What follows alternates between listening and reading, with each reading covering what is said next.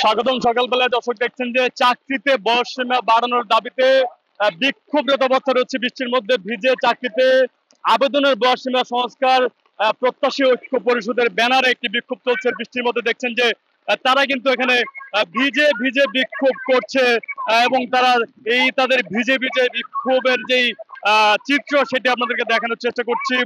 সকালবেলায় সরাসরি দেখছেন যে তাদের যে দাবি যে চাকরিতে আবেদনের বয়সসীমা আন্তর্জাতিক মানদণ্ড অনুযায়ী তাদের যেই সংস্কার ন্যূনতম 35 থেকে 37 এবং ক্ষেত্র বিশেষ উন্মুক্ত সহ তাদের যে বিগত 16 বছরের নিয়োগ দুর্নীতির মাফিয়াতন্ত্র প্রশ্ন ফাঁসের কারণে নিয়োগ বঞ্চিত তাদের যে মেধাবীদের ক্ষতিপূরণের দাবিতে মূলত তাদের এই বিক্ষোভ সমাবেশটি তারা করছেন এবং দেখছেন যে প্রচন্ড বৃষ্টি এবং এই বৃষ্টির মধ্যে কিন্তু তারা এখনো বিক্ষুব্ধ অবস্থায় রয়েছেন।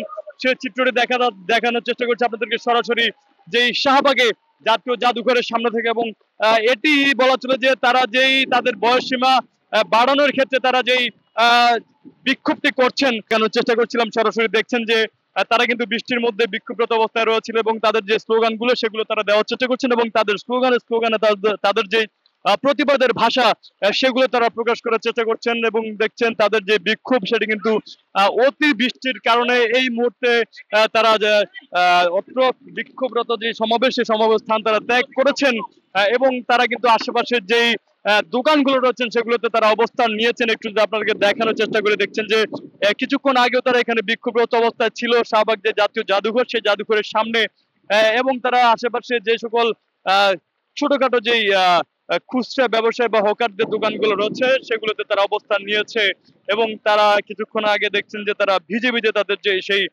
বক্তব্য এবং তাদের যেই স্লোগান সেগুলো তারা দেওয়ার চেষ্টা করছিল।